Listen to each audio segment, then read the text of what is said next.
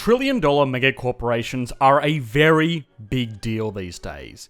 There are about 2 or 3 of these companies that exist in the modern world, and they are primarily tech companies that have achieved this status by capitalizing on cutting-edge, modern technology and probably a bit of optimistic speculation. But there is one corporation that has snaked its way through history that may have very well been the largest company in history.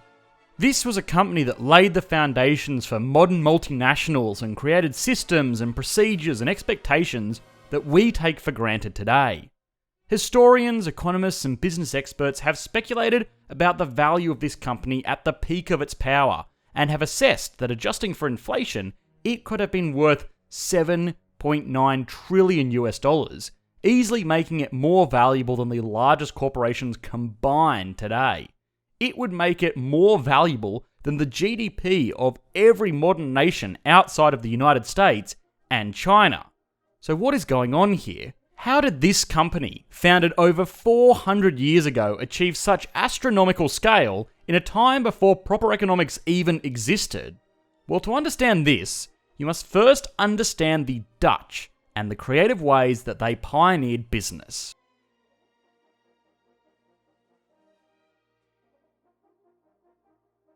The Netherlands around the time of the formation of the Dutch East India Company was actually a Spanish colony. It wasn't a particularly powerful nation in its own right, it didn't really have much in the way of farmland or even a strong navy, which were the key determinants of national power during this time period. What they did have, though, was a very active market economy. You see, economics as a discipline wasn't really a thing at this time. That was not to say that economic theories didn't hold true or that there weren't economies. It's just that people weren't really focused on it. The world was ruled by an overarching theory that later became known as mercantilism, which was basically the idea that the world was a zero-sum game and he who controls the gold controls the world. Mercantilism heavily emphasized the importance of exporting more goods than you imported in order to build up more and more gold, and by doing so, limit the ability of other nations to build up their supply of gold. This theory was born out of an era of limitations. If I don't control at least this much farmland, my people will starve and I will be invaded and dethroned. The only way that I can ensure that I stay in power is to hoard wealth and deny it to everybody else. The same was ultimately true for things like trade routes. The Spanish at this time were making lots and lots of money by shipping spices from Asia into Europe, where these commodities were hugely useful for things like preserving meats and, well, adding a bit of flavour to a bland diet. And because this was so profitable, the Spanish were in no hurry to give this up because, well, if they don't profit from these trade routes, then someone else will, and that goes against the idea of mercantilism. Now, the Netherlands at this time was not doing so great based on this whole theory of mercantilism. They were importing far more than they exported because they couldn't really farm that much on account of most of their country being underwater, and the whole Spanish colony thing kind of put a damper on things as well. What they did have was a far more freewheeling business culture. Merchants traded goods from across Europe, and the nation was a useful middleman for a lot of the colonial powers to ship their spices to other European nations. The Netherlands was also home to a really ingenious system for funding the epic journeys that were spice runs. You see, sending janky wooden ships of the day halfway across the world, often through hostile territories, and then loading them up with nutmeg and sailing them back home, was a surprisingly risky procedure. Sure, the powers that be like Spanish royalty could afford it, but they were better off just facilitating this trade and then taxing it. Much less risky that way. Rather, what actually happened was that individuals could invest into these voyages. Now, these voyages were expensive. It required paying for or building a ship and hiring a crew that demanded pretty decent wages because there was a very, very real chance of not actually surviving these voyages. The financial risk of a single voyage was normally too much for a single individual to take on themselves. So what the savvy merchants realized was that they could sell shares in these voyages and then share out the profits if there were any to the group of investors. Curiously enough, at this time, the term stock meant the framework in which a boat was constructed, which could have given rise to the term stock market, with these individuals buying shares in these expedition boats. Now, these investments were volatile. Like a Bitcoin day trader with ADHD and 100-to-1 leverage would probably tell you to cool it. Many of these small wooden ships sank, many more lost lots of crew members and returned with no spices, and so all of the investors' money was gone. But if the expedition did pay off, investors could easily expect to make 4 or 5 times their investment. This stock market was going well and everything, but it was a little bit Wild West. There were lots of moving parts, lots of players from the Spanish Royal Fleet to individual captains and even directors of individual ports. More so, there was lots of uncertainty. I mean, there was nothing to stop a ship's captain raising lots and lots of money to fund an expedition and then just piecing out to England or whatever. What the whole system needed was some good old stability and maybe just a bit of brand value. With the blessing of the Dutch government, a lot of these larger expedition companies came together and formed the United East India Company, which was granted exclusive rights to trade in the goods of the Far East in an attempt to cut out the riffraff of these individual expeditions. The company would, of course, still capitalise on the profit to be had in shipping spices from east to west, but it would control the whole process. It would own the ships and the ports and the plantations. It would employ its own sailors and give people a single entity to invest in, and that had inbuilt diversification. See, no longer would an investor's money be determined by the fortune of a single voyage, but rather by an entire fleet that would be travelling between their own ports and also relying on their own protection. That's right, the Dutch East India Company circumnavigated the need to be beholden to the Spanish by basically forming their own navy. This type of business strategy is called vertical integration, where a single company owns more and more of the product process. Normally, companies do this to reduce costs and have more control over the quality of their products throughout the process. What the Dutch East India Company was doing was sort of like what a lot of modern companies are doing today. Take Tesla, for example.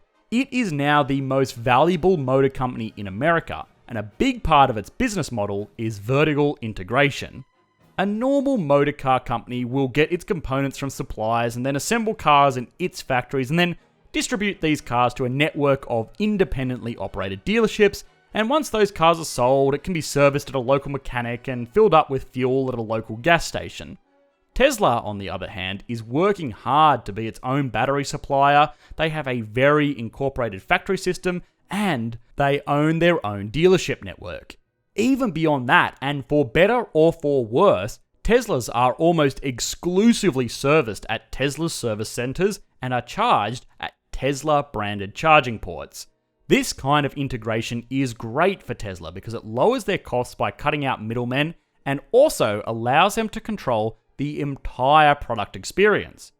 What vertical integrations gave the Dutch East India Company, though, was stability and power. Lots and lots of power.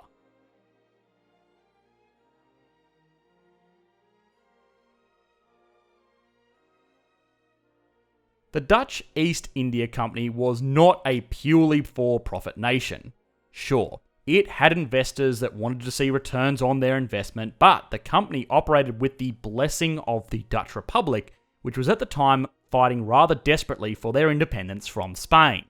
The company could turn a profit, but during the time of mercantilism, this would mean that it was denying Spain profit.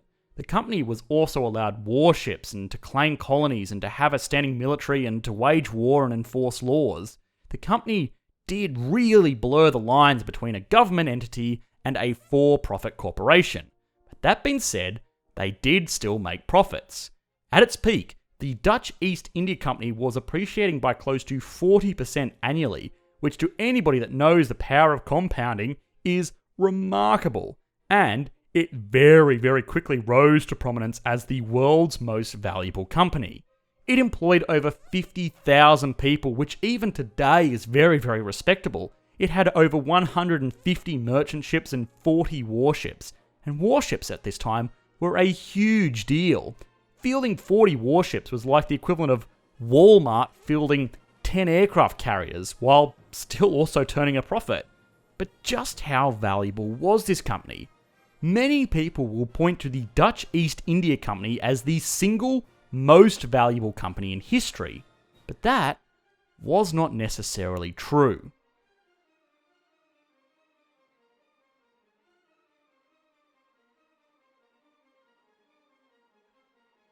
The Dutch East India Company was very, very valuable and very influential in its time, but it was not the most valuable company in history. Companies are really, really hard things to value. We have seen this in our video on the rise of trillion-dollar companies last week, but companies that have closed up over 200 years ago are even harder to value. When we are talking about the value of the Dutch East India Company, we will explore it at its peak. It operated through good times and bad times, but its peak, at least in terms of valuations, was around 1637. Now, a figure of around $8 trillion is thrown around a lot by estimating the value of a company like this. At its peak, the market capitalization of the Dutch East India Company was around 78 million Dutch guilders, and this is pretty reputable. But then people just make the leap and say that that was worth about 7 point something trillion because inflation? Well, no, not really. This is a massive misunderstanding of what inflation is. But let's take this as the most basic type of valuation. And I do warn you, this involves maths. A Dutch guilder in 1637 was exchangeable for around 0.6 grams of gold. 78 million guilder would have been exchangeable for 46.8 million grams of gold, or 46,800 kilos, or let's say roughly 47 tons of gold. Now, today, gold is trading for around $51,600 per kilo. 47,000 kilos would cost around $2.4 billion. So, it's still a lot of money, but it's only about 0.03% of that $7.4 trillion figure you got by just extrapolating inflation over 300 years. Now, in fairness, gold was far more scarce in the 17th century than it is today. The World Gold Council estimates that the total supply of mined gold in 2019 was around 190,000 metric tons. In the 1600s, it was estimated around 20,000 metric tons, which means that by adjusting the supply constraints, the company would have been worth around $22 billion, which again, is very impressive, but still puny compared to the trillion-dollar figures that we have been led to believe. This misunderstanding comes from what most people misunderstand with inflation. Inflation is the rising price of goods. Now, this can occur because goods are getting more expensive, or most often it occurs because the supply of money is higher. Now, inflation actually tends to be a sign of a growing economy whose wealth is increasing. The United States, for example, actually targets a 1% to 2% inflation rate. If that's happening, that's a good thing. They also hope for around a 2% to 3% annual growth rate, so that growth outpaces the inflation. But the thing is, the 1600s were poor. Assessed by purchasing power parity GDP, the entire world economy's GDP was probably around $81 billion. There just wasn't as much technology to produce as many things, and there wasn't as many people trading in an active economy. We have seen before on this channel that the average citizen of the United States today lives better than the kings of more than 200 years ago, and this is because we live in wealthier times. 200 years from now, I fully expect the people from the 21st century to look like paupers. Maybe the best way to demonstrate this is to look at the book value of the Dutch East India Company. Now again, this is something that we have explored earlier, but basically a book value is looking at the value of the company's assets minus its liabilities. At its peak, the company had around 40 warships, 150 merchant ships, plus around a dozen ports and 100,000 acres of plantations, as well as a large inventory of spices. So that last one is probably the easiest to get rid of. Today, spices are so easy to grow and harvest and ship anywhere in the world that they are practically worth nothing. Nutmeg used to be as valuable as gold. today is used to make your eggnog a little bit more peppy. The value of the entire inventory supply of this company has been made worthless because the rising efficiency of the modern world has reduced prices of spices, which is actually deflation. The same is true for their ships. Sure, at the time, these ships were modern marvels, but they are rinky small wooden tubs that don't even have an engine in the modern world.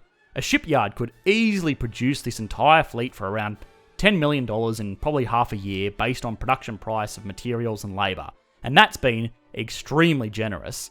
The land and gold reserves of the company were noteworthy, and unlike manufactured or agricultural goods like ships and spice respectively, land and gold has actually appreciated in value over the years. But still, based on their portfolio at the height of their power, these would have been valued at around $30 billion, which again is been incredibly generous since most of their holdings were in Southeast Asia, in areas that aren't famous for their high property prices. Now, book value has its problems as well, but if you were to transplant the Dutch East India Company into the modern day, this effectively would be what it would be worth.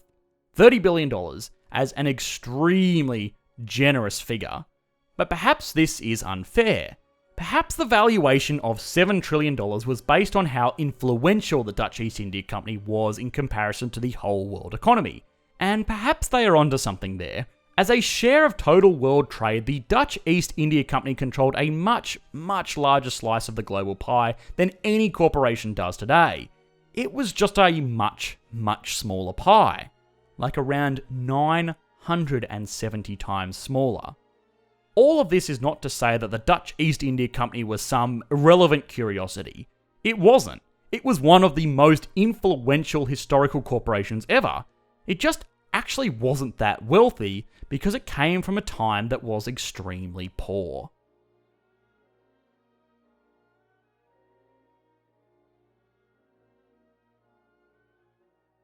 The Dutch East India Company eventually fell to corruption from an increasingly vast collection of underpaid employees and, of course, competition.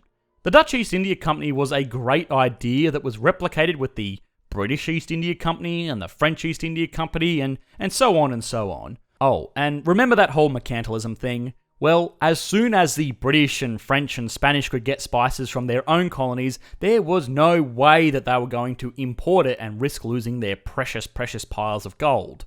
The Dutch East India Company is really interesting to explore, not only because it was a trailblazer for many corporate structures and systems that we see today, but also because if you understand its actual scale correctly, you will realise how wealthy and prosperous our modern world truly is.